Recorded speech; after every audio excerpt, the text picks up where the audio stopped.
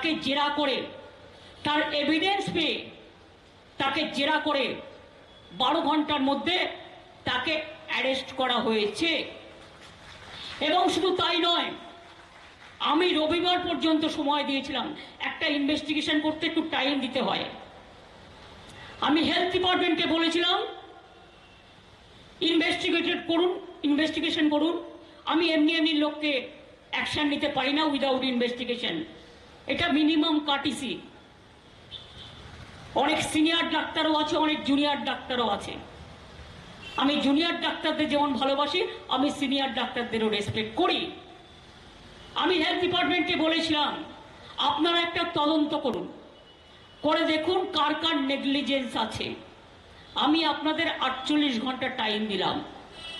48 ঘন্টা টাইম দেওয়ার পরে তারা আমাকে যখন জানালো, আমি সবাইকে একধার থেকে ট্রান্সফার করে দিলাম। আমি কাউকে ওখানে রাখিনি।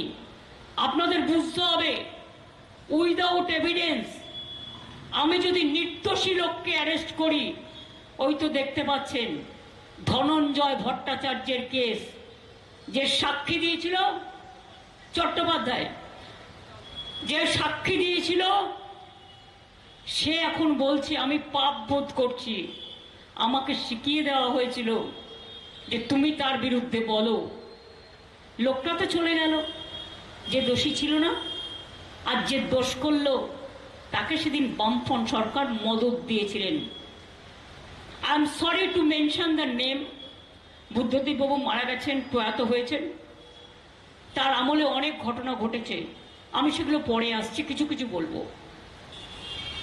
এবার আপনারা বলুন, তার স্ত্রী সেদিন ডরিনা ক্রসিংয়ে দাঁড়িয়ে বলেছিলেন ধনঞ্জয়ের ফাঁসি চাই। ফাঁসি হয়ে গেল, কিন্তু কতদিন পরে আপনারা জানতে পাচ্ছেন যে যে সাক্ষী দিয়েছিল প্রধান এবং যার সাক্ষীর জন্য ধনঞ্জয় চট্টোপাধ্যায়ের ফাঁসি হয়েছিল, সেই লোকটা বলছে আমাকে মেরে ফেলার হুমকি দেওয়া হয়েছিল, তাই আমি সেদিনকে উল্টো পাল্টা সাক্ষী দিয়েছিলাম। কাজেই মনে রাখবেন, এটা সায়েন্সের যুগ, মডার্নাইজেশনের যুগ।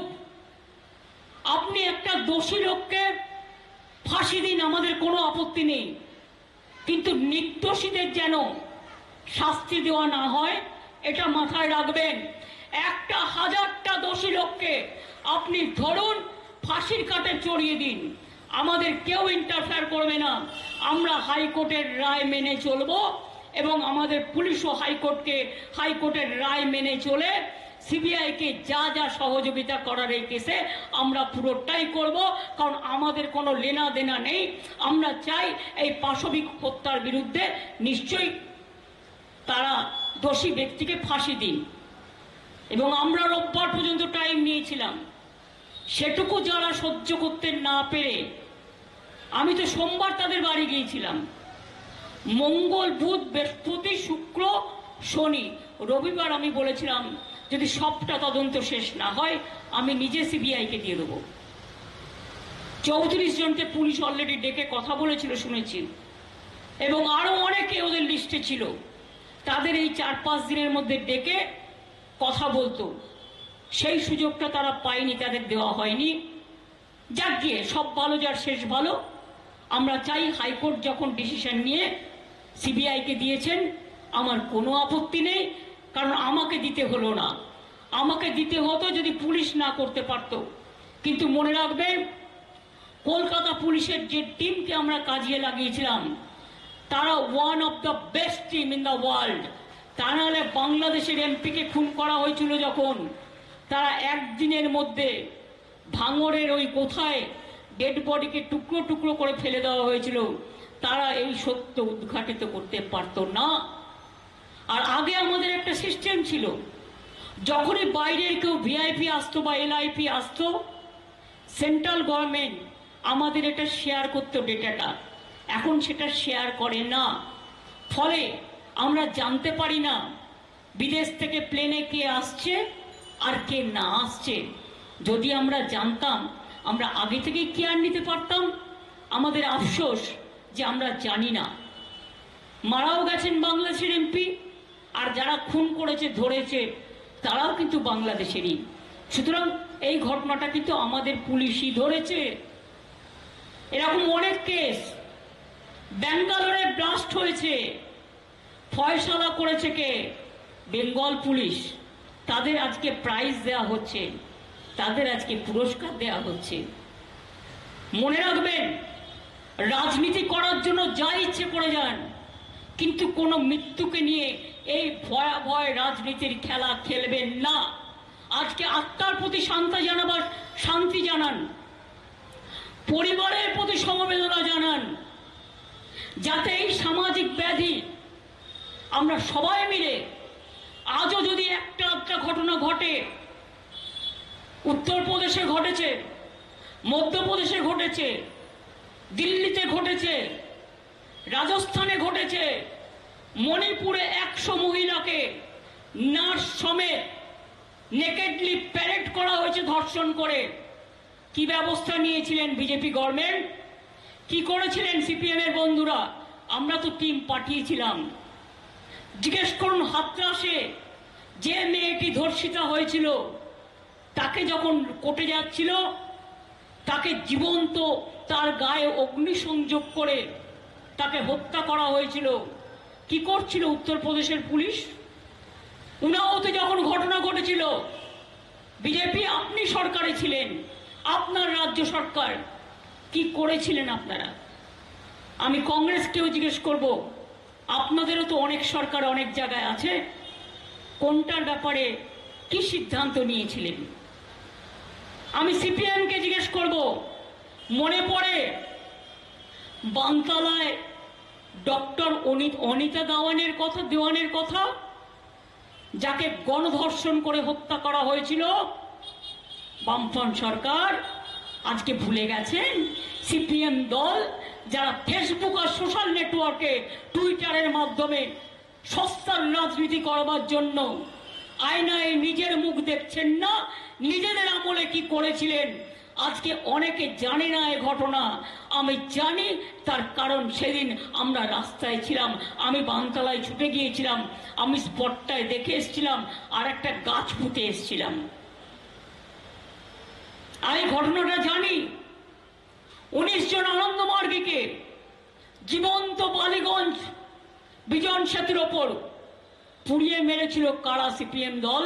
আমি আপনাদের কাছে জানতে চাইছি, জিজ্ঞেস করুন, নন্দীগ্রামে গুলি চালিয়ে 14 জনকে হত্যা এবং 10 জনকে বাসে বেঁধে নিয়ে গঙ্গার জলে, হলদি নদীর জলে ভাসিয়ে দিয়ে কার আমলে হয়েছিল? সিঙ্গুরে তাপসী মালিককে কৃষক কন্যা পুড়িয়ে দিয়ে ধর্ষণ করে পুড়িয়ে দেওয়া হয়েছিল। যেখানে লক্ষ্মী পুজো হয়েছিল, যে উনুনে রান্না হয়েছিল, সেই উনুনে কি করছিলেন আপনারা তখন? বর্ণালী দত্ত নার্স কুচবিহারে যখন তাকে হত্যা করলেন নিষ্ঠুরভাবে, কি করছিলেন তখন আপনারা? সোশ্যাল নেটওয়ার্ক তখন ছিল না, তাই অনেকেই জানতে পারেনি, কিন্তু আমি জানি। তার কারণ আমার জীবনের প্রথম দিন থেকে আমি আন্দোলনের সাথে যুক্ত, এবং আমি জানি কোনটা সঠিক আন্দোলন আর কোনটা বেঠিক আন্দোলন। এই কথাগুলোর জবাব দেবেন কি? বেহালার মানুষ নিশ্চয়ই বলেননি, বেহালায় জেমস লং সরণি ঢুকতে মাথায় রঘুনন্দন তিওয়ারিকে গুলি করে হত্যা করা হয়েছিল 1 আগস্ট, সম্ভবত 3 আগস্ট বিমলা দে টিচার, তাকে হাওড়াতে গুলি করে হত্যা করা হয়েছিল। আর 3 আগস্ট কুচবিহারে রবিন বিমান হায়দারকে গুলি করে হত্যা করেছিলেন আপনারা। আর 8 আগস্ট বিমলা দেকে হত্যা করেছিলেন আপনারা।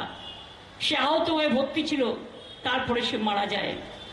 শান্তিপুরে কত গুলি চালিয়ে কৃষক মেরেছেন, রাজারহাটে কৃষক মেরেছেন কত, সারা বাংলায় ছড়িয়ে আছে আপনাদের নৃশংস হত্যা কাহিনী। কত মানুষের কঙ্কাল পুঁতে দিয়েছেন মাটিতে।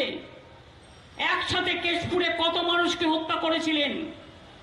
কঙ্কাল কাহিনী সব ভুলে গেছি আমরা।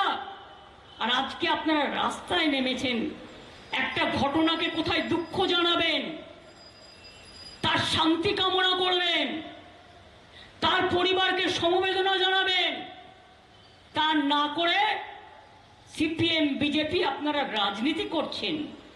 ভাবছেন বাংলাদেশে একটা ঘটনা ঘটে গেছে, আমরা সেটাকে টেনে এনে যদি ক্ষমতা দখল করতে পারি। আমি বলি, আমি ক্ষমতার মায়া করি না।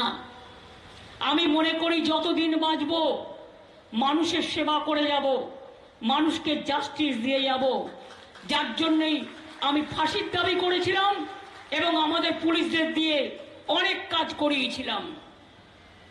তা সত্ত্বেও হাইকোর্টে গেলেন আপনারা। আপনাদের তো একজনই আছেন যিনি হাইকোর্টে গিয়ে ছাত্রছাত্রীদের কাছে টাকা খেয়ে তাদের চাকরিও নস্যাৎ করে দেন। 26,000 টিচারের চাকরিও হঠাৎ করে বাতিল করে দেয়।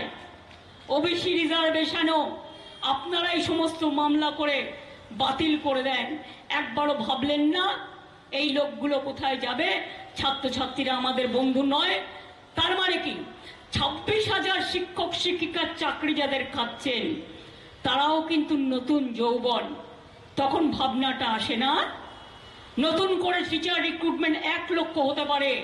আপনারা কোর্টে কেস করে করে প্রত্যেকটা আটকান। আর আমি ভেবে পাই না এটা বিচারালয়ের সিস্টেম কি ব্যবস্থা আমি জানি না।